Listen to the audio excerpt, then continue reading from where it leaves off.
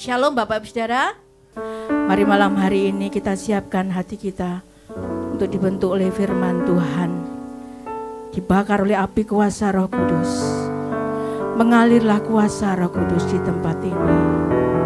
Hati kami siap untuk firman Tuhan.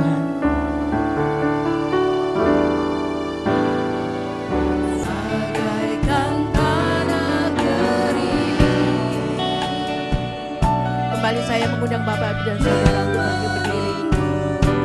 Kami merindukan Engkau, seperti bisa yang merindukan air sungai kehidupan yang mengalir dari tahta anak domba.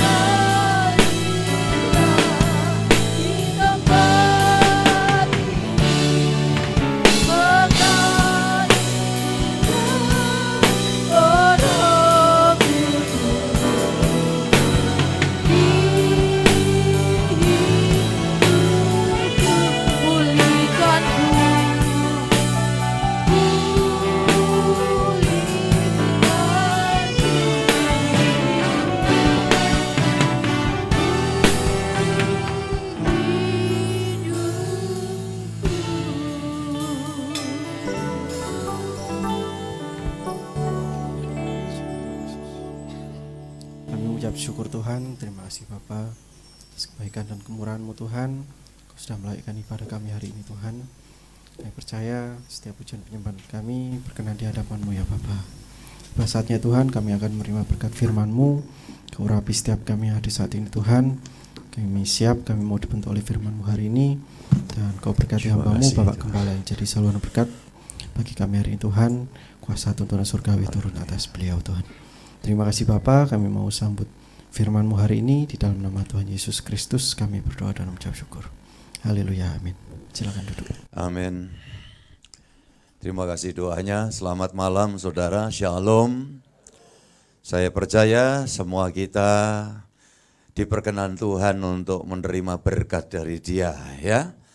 Dan biarlah sepanjang 10 hari ke depan, jika dimungkinkan setiap kita dapat menikmati hadirat-Nya di sepanjang hari-hari atau malam hari yang telah disediakan Tuhan untuk kita dapat berpesta rohani. Hidup kami semakin diteguhkan. Kemarin saya katakan bahwa 10 hari ini kiranya menjadi satu padepokan iman ya buat kehidupan rohani kita dijamah, disegarkan dan memiliki pengenalan yang semakin jelas kepada siapa aku percaya. Itu seorang hamba Tuhan yang betul-betul punya satu gairah hidup ya menghadapi semua keadaan yang baik, yang tidak baik, yang menyenangkan, bahkan sampai dalam kesulitan. Yang orang katakan sampai pada titik nadir sekalipun, dikatakan aku tidak goyah, sebab aku tahu kepada siapa aku percaya. Dan itu kunci iman Kristen, ya, yang hari-hari ini kita akan terus geluti, karena Bapa Sorgawi memberikan rohnya agar kita semua dapat menikmati satu perjumpaan dan persekutuan yang begitu harmonis dengan Dia. Dan sekaligus Dia memberikan jaminan selagi kita dalam perjalanan dunia, Dia ada di tengah-tengah kita, semua bisa beres karena pertolongan Tuhan. Kita kadang hadapi pergumulan masalah, tapi kita tahu kalau Dia ada di tengah-tengah kita, tidak ada masalah yang tidak bisa diselesaikan oleh Tuhan. Makanya aku, saudara semua pasti kuat di dalam Tuhan. Kita baca sama-sama firman Tuhan hari ini di Matius pasal 18 ayat yang ke-20. Matius 18 ayat 20. Sebab di mana 2 atau 3 orang berkumpul dalam namaku, di situ aku ada di tengah-tengah mereka. Saudara yang dikasihi Tuhan, ini penting. Yang namanya pertemuan ibadah, mutlak ada Tuhan yang hadir di tengah-tengah kita. Tidak boleh ada yang lain. Yang setuju katakan amin. Ini umat tebusan Tuhan hadir, Tuhan Yesus di tengah-tengah kita, kuasa-kuasa lain dicampakkan dalam namanya. Kok aminnya sedikit? Nah, jadi saudara yang dikasihi Tuhan. Kita baca juga ayat yang ke-19. Mari Pak Yohanes. 18 ayat 19 Matius. Matius 18 ayat 19. Dan lagi aku berkata kepadamu, jika 2 orang daripadamu di dunia ini sepakat meminta apapun juga, permintaan mereka itu akan dikabulkan oleh Bapakku yang di surga. Dikabulkan siapa saudara? Bapa Surgawi, Allah Sang Pencipta, yang firman-Nya turun dalam wujud bicara kepada murid dan janji hadir sampai hari ini di tengah-tengah kita. Dan Dia berkata, kalau kamu meminta atas nama Tuhan dan ditandaskan sepakat, ucapkan bareng dengan saya, sepakat. Saudaraku, suami istri sepakat, orang tua anak sepakat, hamba Tuhan bersama jemaat sepakat. Kita minta sama-sama sama Tuhan, maka janjinya apa? Dikabulkan. Jangan tidak sepakat. Tuhan sudah di tengah kita dan kita sepakat.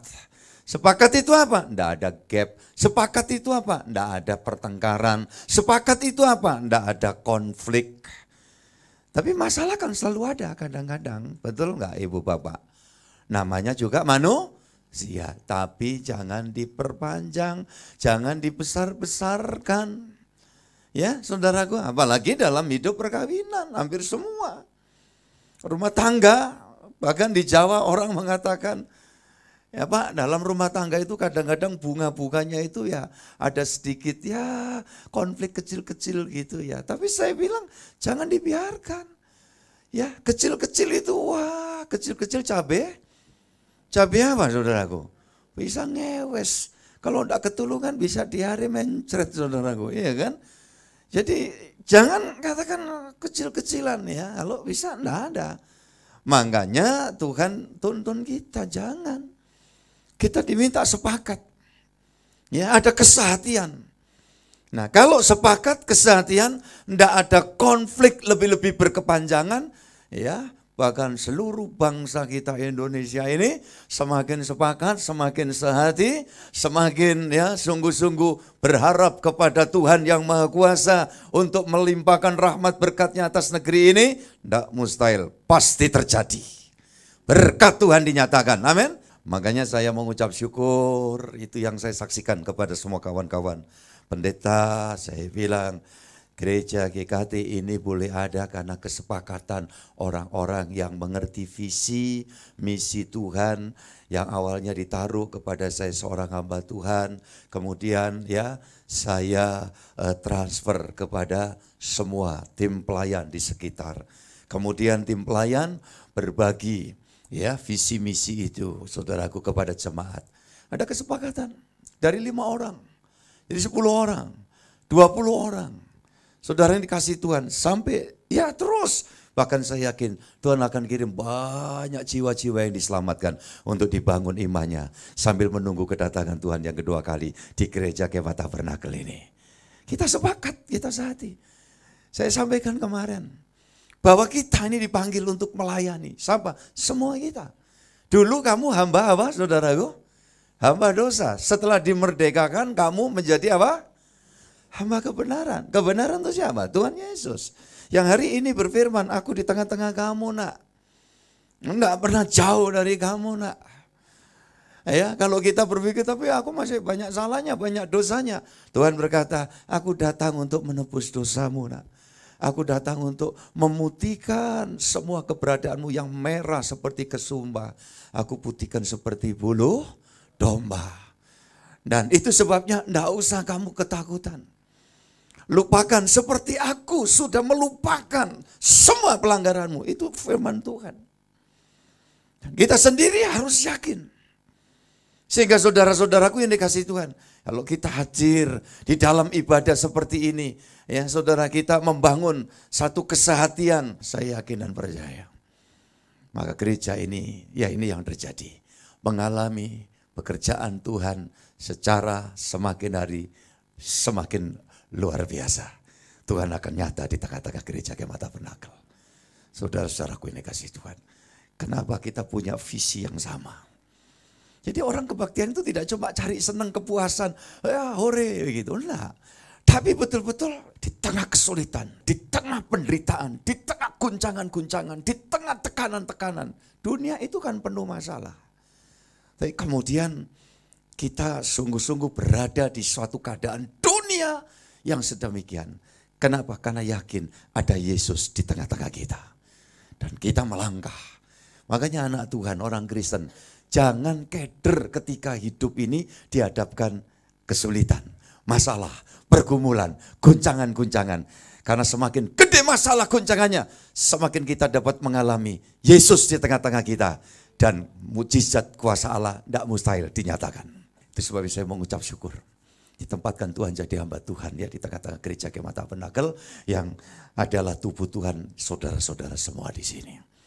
Itu sebabnya sepakat, ayo masih ada banyak hal. Ya, dan saya sedang tidak bicara untuk kepentingan gereja ini saja. Saya tidak sedang bicara tentang bagaimana bangun gedung gereja. Ini cuma nomor yang kesekian. Tapi yang menjadi tujuan utama Tuhan suruh saya membangun iman dan rohani saudara semakin hari semakin dewasa di dalam Tuhan Yesus Kristus. Ya ingat itu. Jadi untuk tempat itu urusan yang kesekian. Itu yang selalu saya sampaikan kepada kawan-kawan hamba Tuhan. Jangan ya sibuk dengan wah kita mesti bangun begini.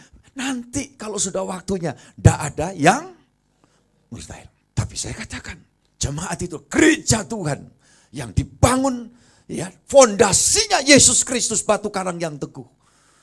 Dikatakan alam maut pun tidak bisa mengganggu saya dan saudara.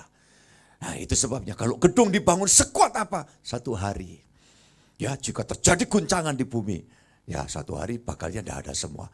Tapi gereja, jemaat Tuhan, pribadi-pribadi anak-anak Tuhan yang beriman tidak akan lekang di telan masa. Tetapi akan tinggal dalam kekekalan selama-lamanya bersama dengan Tuhan kita Yesus Kristus. Ini yang mesti tahu saudaraku yang dikasihi Tuhan. Ini yang mesti kita semua pahami. Nah hari ini saudara-saudara saya ajak saudara untuk melihat. Dalam perjanjian baru Matius 18 sudah saya baca. Ternyata ini ya selaras dengan apa yang ditulis dalam perjanjian lama. Keluaran pasal 25 ayat 8 dan 9. Kita buka sama-sama. Keluaran 25 ayat 8 dan 9. Dan mereka harus membuat tempat kudus bagiku, supaya aku diam di tengah-tengah mereka, menurut segala apa yang kutunjukkan kepadamu, sebagai contoh kemah suci, dan sebagai contoh segala perabotannya, demikianlah harus kamu membuatnya. Puji Tuhan. Dan mereka harus membuat tempat kudus bagiku, yang ngomong Tuhan Allah. Bapa itu berkata pada orang Israel di tengah-tengah perjalanan di padang gurun itu. Supaya aku, baca bareng kalimat itu, supaya aku akan apa?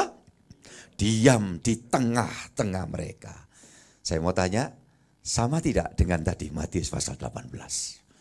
Jika 2-3 orang berkumpul atas nama aku, Yesus, maka aku tinggal ada di tengah-tengah kita. Dan kepada orang Israel, waktu itu Tuhan juga berfirman.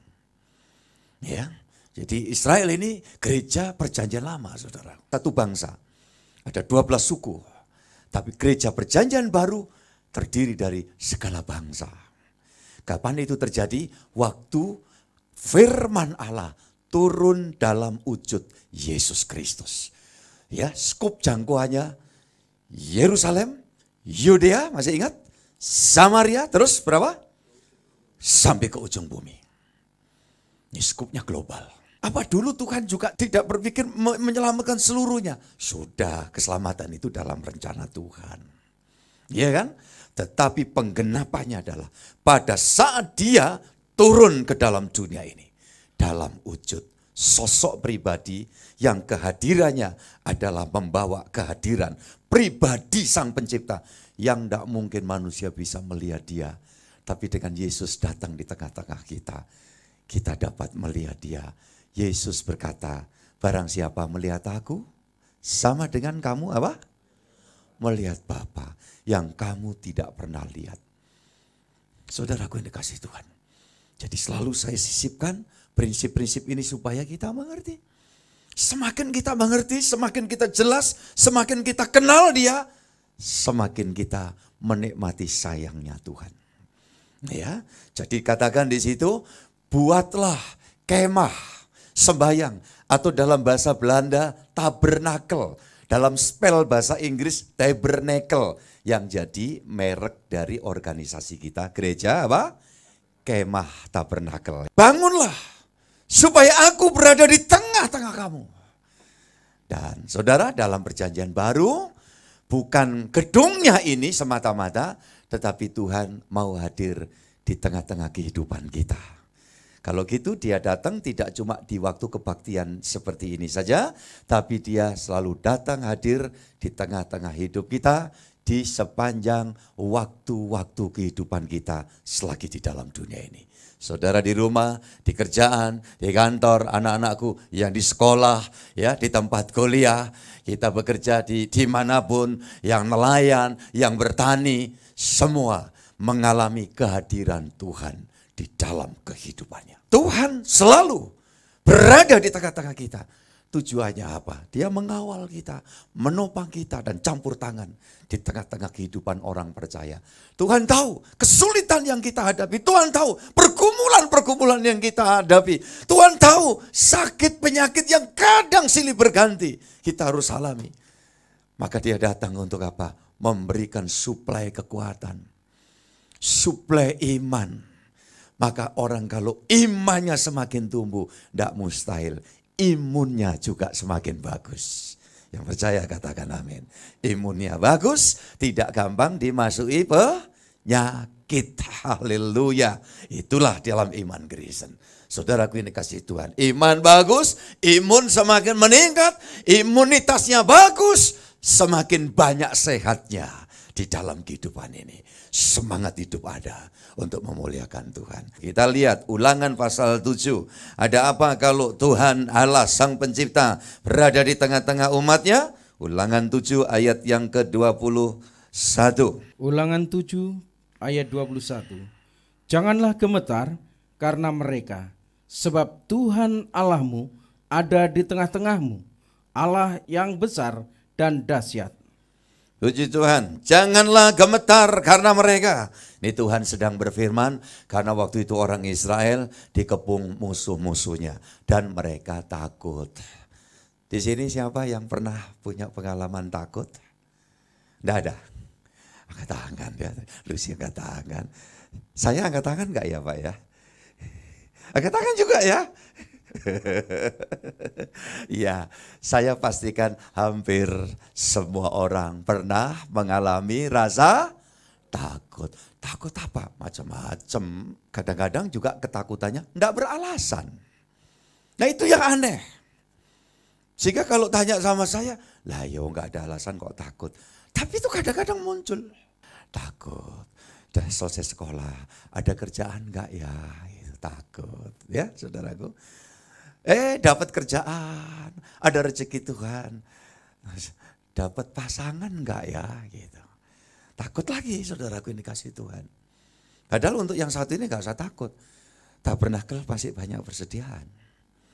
Yang setuju katakan amin. Orang tua berkumpul untuk pasangan anakku. Banyak stok di GKT ini. Iya kan, saudara-saudara kasih Tuhan loh. Kita mesti berimannya begitu. Udah dapat pasangan, ya pacar gitu. Kadang seringkali itu yang datang. Gimana kalau menurut Bapak Gembala, pacar saya yang ini. Saya bilang, ya kamu cari tahu, ya bangun pendekatan komunikasi yang bagus. Nanti kamu akan tahu bagaimana kekurangan kelebihannya. Tapi kalau menurut saya sih sempurna, kecelik nanti kamu. Kalau kamu nganggap calon pasangan hidupmu itu orang yang sempurna. Karena kalau cari pasangan yang paling sempurna, baik, rendah hati, cantik atau ganteng, kaya, baik hati, sopan santun, baik sama calon mertua. Kan masih calon kan? Saudara yang dikasih Tuhan. Maka kalau orang sedang berdoa minta pasangan hidupnya, carilah orang yang punya kelebihan dan kekurangan. Jadi ini yang perlu saya sampaikan kepada kita semua. Kalau kita bicara tentang bagaimana macam-macam ketakutan, tidak kurang alasan. Ya saudaraku, udah ketemu calon itu, ini nikah enggak? Nikah apa enggak itu? Begitu saya nikah, takut lagi. Nanti bagaimana dalam kehidupan yang kemudian, ya berikutnya. Udah nunggu anak, ada yang takut. Saya bilang, anak diminta sama Tuhan, kalau dikasih, dikasih. Kalau belum dikasih, ya minta. Tapi kalau Tuhan punya rencana lain, punya hal yang indah, yang khusus, ya kita tidak bisa paksa Tuhan. Dan itu pasti yang terbaik. Yang pasti bukan karena ada anak, nggak ada anak, atau banyak anak, atau sedikit anak, orang itu bahagia. Orang itu bahagia, rumah tangga bahagia, kalau dia merasakan, mengalami Tuhan ada di tengah-tengah hidupnya. Di tengah-tengah rumah tangganya. Itu pasti akan mengalami satu kebahagiaan. Apa kebahagiaan itu? Nyata dalam kekuatan dalam perjalanan hidup. Ya kebahagiaan. Kalau sebenarnya orang itu pinginnya cuma senang aja. Tapi kesenangan itu sesuatu yang sementara. Kesenangan itu kadang-kadang menjerumuskan. Kesenangan itu yang sifatnya itu fata morgana. Tetapi kalau bicara kebahagiaan adalah kestabilan hidup. Bagaimana orang bisa stabil? Karena dia memiliki kekuatan. Bagaimana orang itu bisa memiliki kekuatan di tengah-tengah badai kehidupan? Kalau dia yakin ada Tuhan di tengah-tengah mereka. Yang percaya katakan amin. Itu prinsip-prinsip yang saya sampaikan. Ya, itu sebabnya saudaraku yang dikasih Tuhan, apa kata Yakobus? Coba kita kembali ke perjanjian baru. Yakobus pasal 4 ayat yang ke-8. Yakobus 4 ayat 8. Mendekatlah kepada Allah dan ia akan mendekat kepadamu. Tahirkanlah tanganmu, hai kamu orang-orang berdosa, dan sucikanlah hatimu, hai kamu yang mendua hati. Puji Tuhan. Sucikan, jangan mendua hati. Maka ketakutanmu itu akan dihilangkan Tuhan. Kalau engkau tidak mendua hati, sucikan hidupmu. Ya, gimana caranya? Hidup dalam kuasa firman. Ya, orang yang tidak dituntun firman mentah jiwanya, mentalnya masih kadang sulit dikendalikan. Tapi semakin kita dekat sama Tuhan dan mengalami Tuhan di tengah-tengah hidup kita, semakin memiliki satu ketangguhan di dalam kehidupannya, saudara-saudara yang dikasih Tuhan. Ya, tidak gampang ketakutan. Kita semua mengalami takut, sulit, pergumulan, ada guncangan, ya. Ada problem yang begitu pelik. Hampir tiap-tiap kita pernah alami. Tapi kita ada sampai hari ini karena Tuhan selalu ada di tengah-tengah kita. Dan itu orang yang memiliki pemahaman jelas bahwa Tuhan yang kita sembah, maaf, tidak nongkrong di ketinggian kerajaannya di sana. Makanya Tuhan mengajarkan di dalam doa Bapa kami, datanglah kerajaanmu, jadilah kehendakmu di bumi seperti di surga. Bukan kita yang dipaksa, didorong, didongkrak, ditarik krin. Untuk apa? Ya mendatangi Tuhan, mendatangi kerajaan. Tidak, justru Tuhan ngomong, nak, kamu kalau mau mengalami aku di dalam kamu, ini doa dasarnya apa? Datanglah kerajaanmu. Saudara, bukan kita yang datang ke kerajaan, sulit. Tapi di dalam kekristenan Yesus mengatakan, kalau kamu berdoa katakan, Bapa kami yang di surga, dipermuliakanlah namamu. Datanglah, ucapkan bareng apa? Kerajaanmu. Jadilah kehendakmu di bumi seperti di surga. Nah itu. Jadi Tuhan kita sangat membumi. Bukan dia yang suka duduk di tahta kerajaannya di sana. Justru dia datang. Makanya tidak heran ketika kita dengar firman Allah menjelma dalam wujud Yesus. Datang di tengah-tengah umatnya. Seperti Keluaran 25 ayat yang ke-8. Bangunlah tempat itu supaya aku dapat berada di tengah-tengah kamu. Dan orang Israel waktu perjalanan selama 40 tahun sejak keluar dari Mesir menuju negeri perjanjian Kanaan. Allah menggenapi janjinya, aku menyertaimu nak. Tiap siang hari di terik panasnya matahari di padang belantara itu. Tuhan Allah hadir dalam wujud apa? Tolong saudaraku. Tiang awan. Ya saudara-saudara, mungkin saudara yang dimaksud itu apa? Gampang prakteknya itu kalau lagi panas siang hari, tahu-tahu ada awan lewat gitu ya. Kebetulan aja kan kalau itu awan lewat itu, sehingga tahu-tahu di sekitar kita saja teduh, di depan kita mungkin kena sinar, terik matahari, sekeliling kita, tapi di sekitar kita aja. Kenapa? Ada awan itu. Nah ini awan beneran. Tapi dalam Alkitab itu diberitahukan bahwa aku hadir. Ya, menyerupakan diri kemuliaanku itu seperti tiang awan. Sebagai tanda, aku menyertai kamu bangsa pilihan. Dan pada malam hari, Allah Tuhan kita ya menyediakan diri hadir sebagai apa saudaraku? Tiang api. Ini yang jarang mungkin. Kecuali kalau saudara jalan tengah malam sambil bawa obor. Ya kan? Ini tiang api. Karena apa? Di satu padang gurun seperti itu malam begitu ya dinginnya luar biasa. Menusuk tulang rasanya. Tuhan menjagai. Dan sampai hari ini saya yakin. Saya dijagai Tuhan. Pak Yohanes dijagai Tuhan. Saudara semua dijagai Tuhan senantiasa. Ya, itu sebabnya saudara yang dikasih Tuhan. Ayat ini memberitahu kepada kita. Respon kita. Kalau Tuhan datang. Tuhan inginkan mendekatlah kepada Allah dan ia akan mendekat kepadamu. Tahirkanlah tanganmu, hai kamu orang yang berdosa dan apa? Sucikanlah hatimu. Jadi saudara yang dikasih Tuhan, ini kita merespon. Ya Tuhan sudah datang dulu. Bukan kita mencari dia, kerajaannya datang. Kemudian Tuhan katakan, nak sekarang ayo kasih feedback yang baik. Ya dekati dia. Kenapa? Dia sudah bisa didekati. Andai kata kita tidak ngerti ini, gimana kita mencari Tuhan? Saudaraku, kekristenan lebih daripada sekedar pemahaman ya keagamaan. Tetapi kekristenan, Kristus ingin menyatakan keberadaannya di tengah-tengah, di dalam kehidupan kita. Sehingga kalau kita merespon Tuhan hadir, kita dekati dia. Saudaraku, kayak kalau ada acara film drama percintaan gitu. Lama pasangan suami istri mungkin White Snake Legend gitu ya. Yang udah lama gak ketemu suaminya di sana atau istrinya di sana itu. Terus gimana ini? Ya, saudara-saudara yang dikasih Tuhan. Nah, salah satu mendekat atau dua-duanya mendekat saudaraku? Nah, kalau dalam kisah itu umumnya dua-duanya mendekat. Itulah persekutuan kita dengan Tuhan. Tuhan mendekati kita, kita mendekati dia. Semakin kita mendekati dia, semakin dia tidak pernah jauh. Bahkan sampai dibuat satu teks nyanyian. Tuhan hanya sejauh doa. Dia tidak pernah jauh. Amin semua keluargaku. Dia tidak pernah jauh dari kita. Kemudian apa? Ayat yang ke-7. Silakan Pak dibacakan ayat yang ke-7. Yakobus 4 ayat 7. Ya. Karena itu tunduklah kepada Allah dan lawanlah iblis, maka ia akan lari daripadamu. Lagi ini kok saya masih kadang ketemu orang nyebut diri Kristen tapi kok jek takut-takutan itu apa toh jane? Gak berani pulang ke rumah karena sebelah rumah baru kepaten saudaraku. Siapa kayak gitu? Sampai tahan pipis, akhirnya besok ke IGD.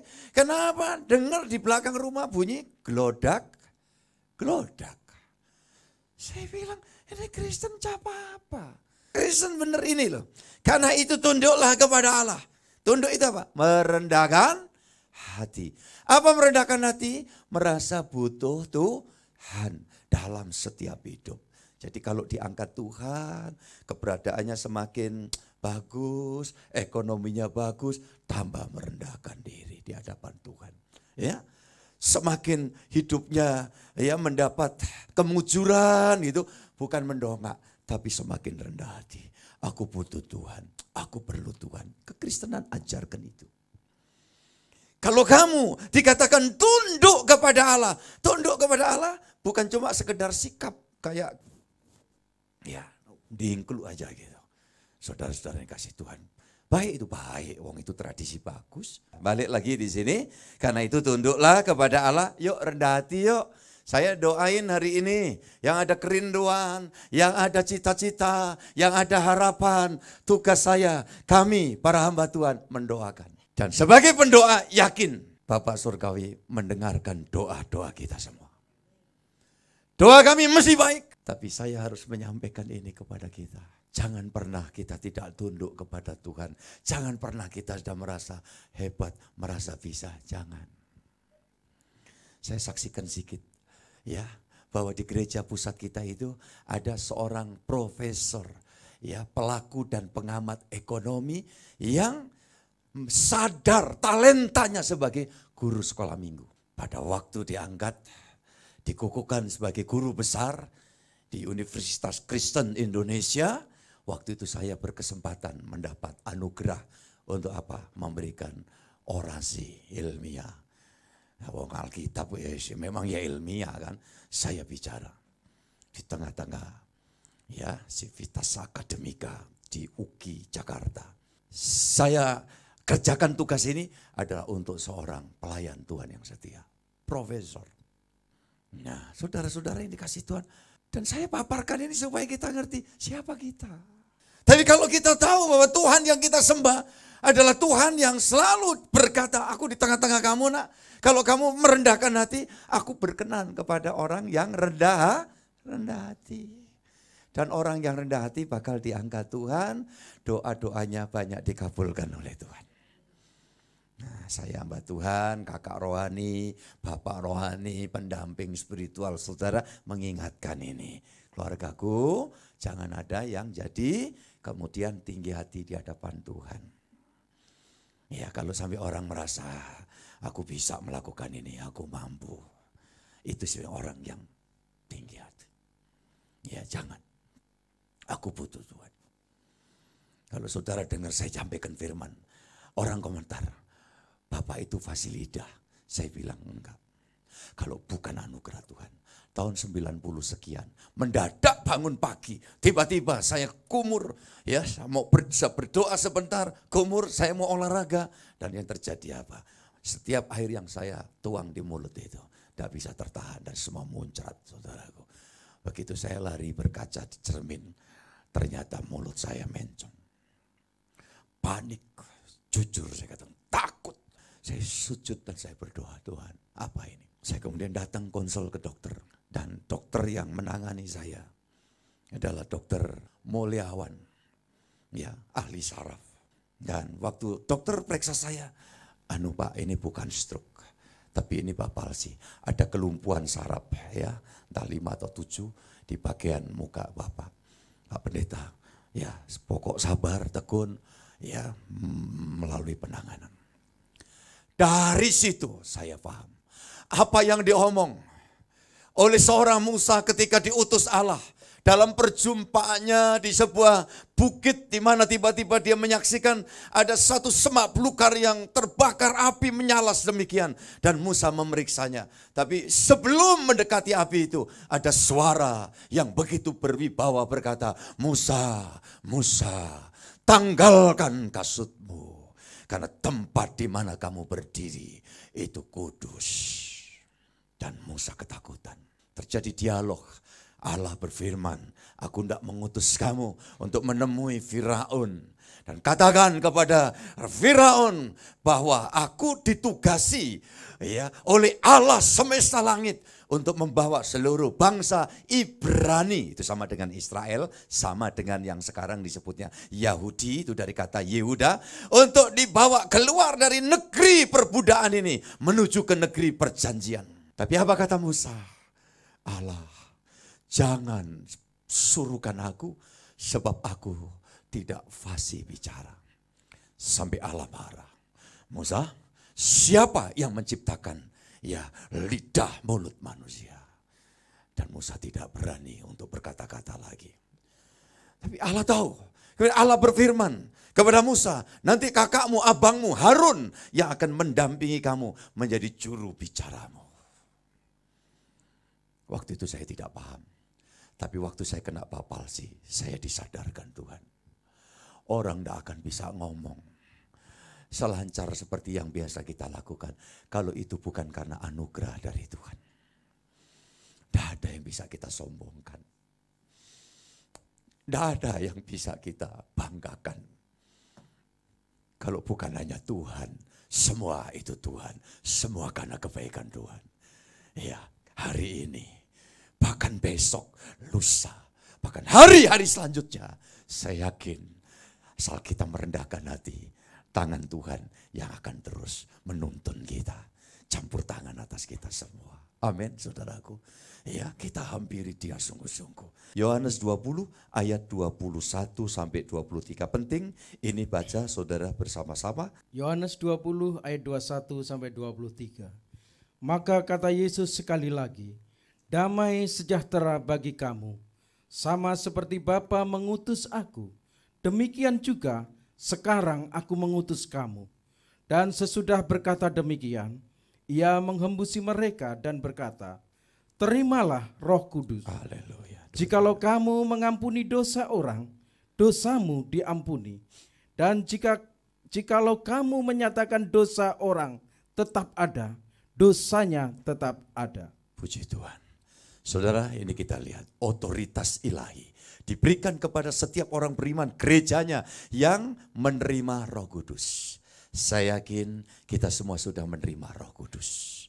Karena Tuhan sudah menebus kita, amin. Kita orang-orang yang sudah ditebus Tuhan. Dan setiap kita yang sungguh-sungguh datang kepada Tuhan, kita ditebus Tuhan. Ya, dikuduskan oleh Tuhan. Yang ketiga, dipenuhi Roh Kudus di dalam hidup kita. Maka dikatakan di sini Tuhan menggembuskan Roh Kudus bagi setiap muridnya. Dan saya yakin itu sudah terjadi 2000 tahun lalu. Ketika Pentakosta Roh Kudus sudah turun dan memenuhi gerejanya. Setiap orang yang percaya Yesus engkau juru selamatku, dia ditebus Tuhan. Diampuni karena kasih karunia, sekali lagi saya ulang.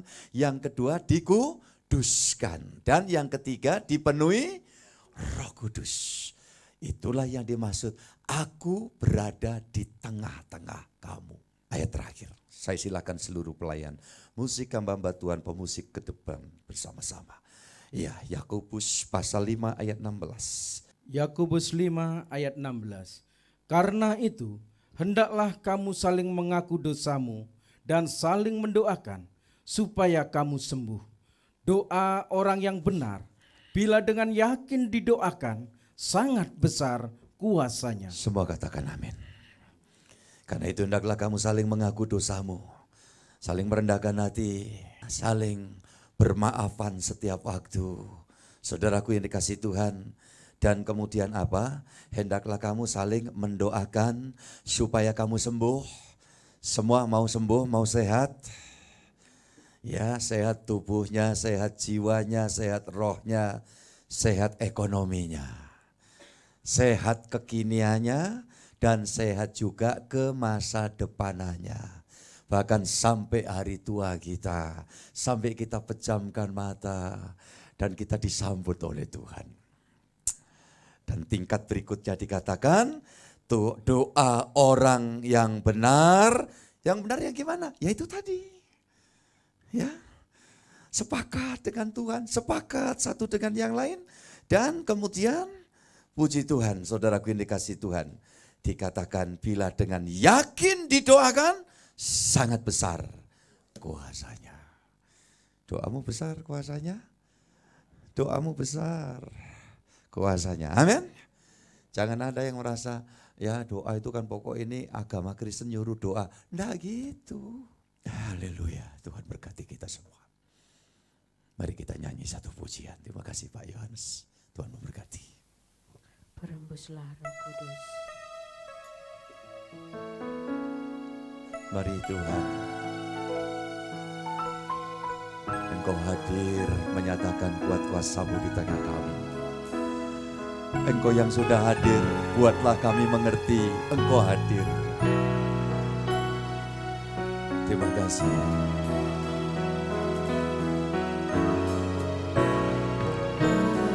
Rembuslah Roh Kudus di tempat ini.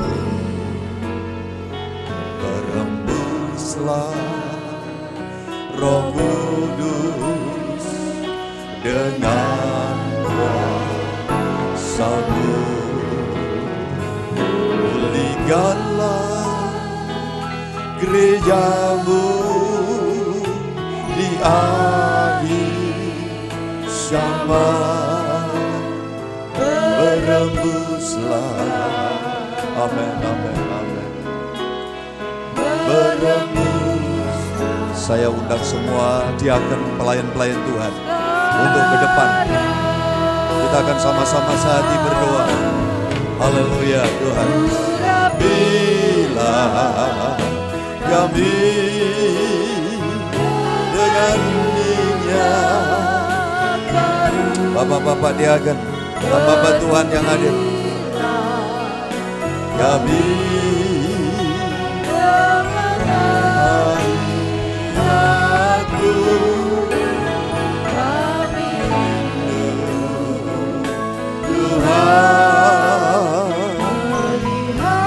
lihat kuasa-Mu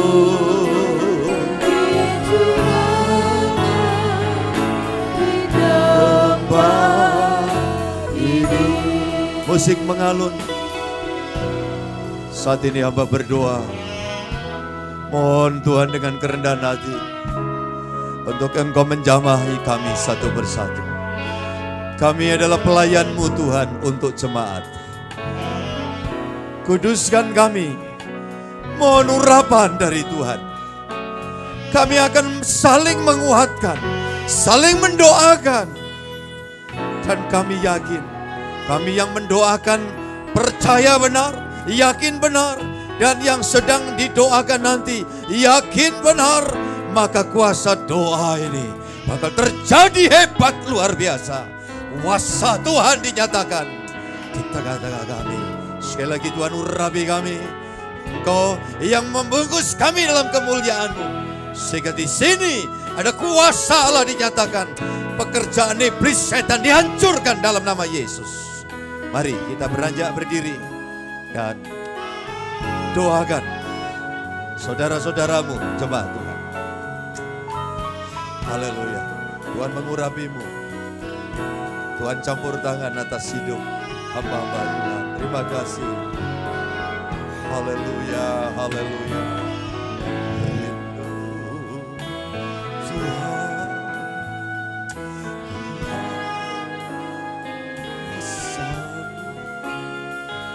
Haleluya. Sakit penyakit, sakit tubuh, sakit jiwa, gangguan roh, dalam nama Yesus disembuhkan oleh Tuhan. Yang takut, penuh kekhawatiran, kecemasan, dalam nama Yesus, kekhawatiran, kecemasanmu akan mendatangkan hal yang lebih buruk. Hempaskan itu dalam nama Yesus.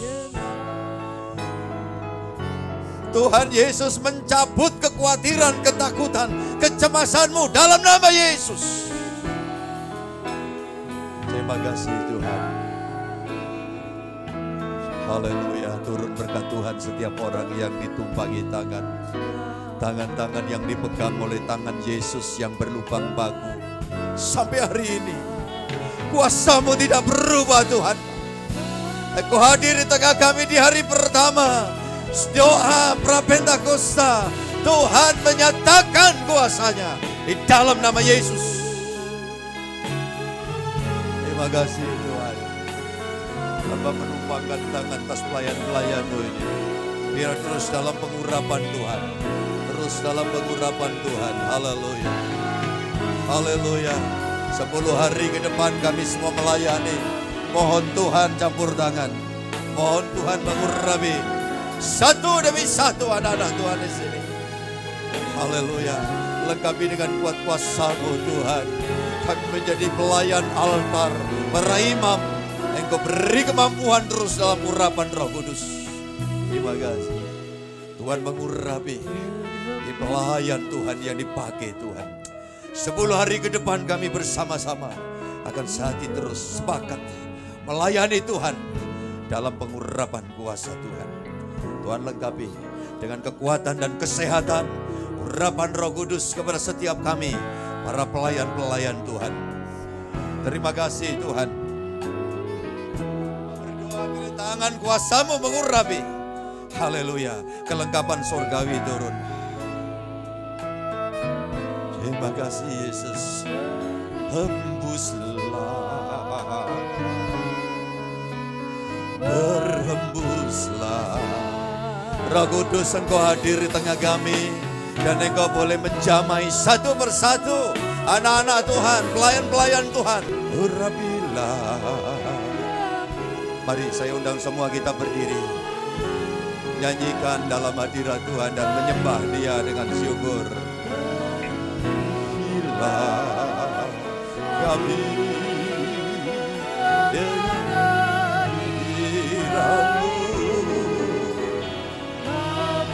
rindu Tuhan bersama-Mu.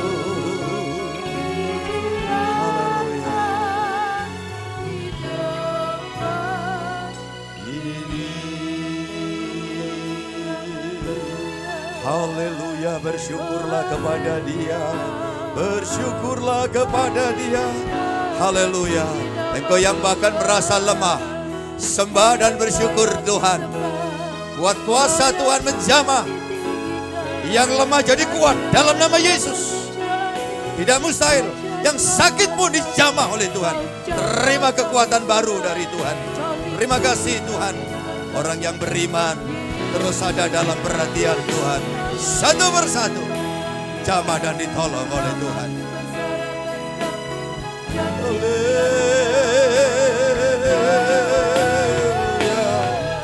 Haleluya.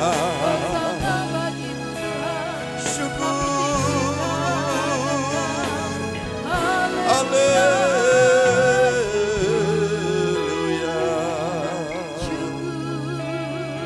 Ada firman Tuhan yang mengatakan, biarlah kamu panjatkan segala doa dan keinginanmu disertai dengan pengucapan syukur.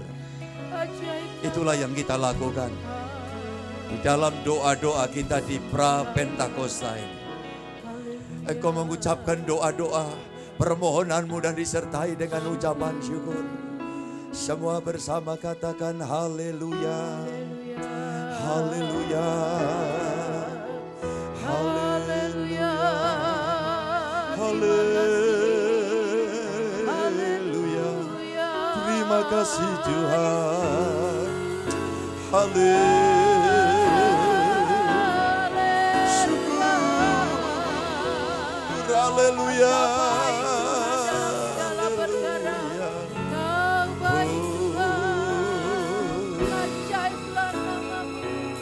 Ada hal yang ajaib terjadi di tengah-tengah kita. Ada kuasa Tuhan dinyatakan di tengah-tengah kita. Pertolongan demi pertolongan engkau akan mengalaminya. Malam ini, esok malam kedua, malam ketiga, hingga kita berada di hari raya Pentakosta. kuasa urapan Tuhan semakin nyata. Dan hidup rohanimu sungguh-sungguh mengalami kebangkitan dahsyat. Haleluya. Peganglah tanganku Roh Kudus setiap hari. Amin. Engkau yang menuntun memegang kami Tuhan. Haleluya. Kami tidak mampu sendiri. Bawalah diriku kepada jalan kebenaran, agar ku tidak tersesat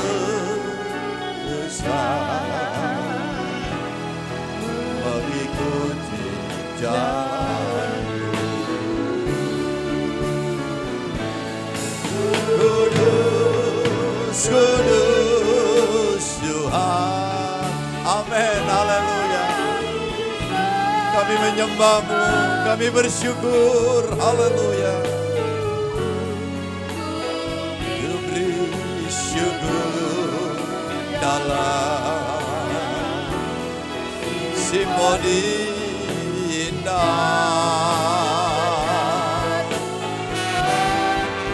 Ajaib, ajaib Tuhan, ajaib nama-Mu, nama yang beri menang, Yesus namanya.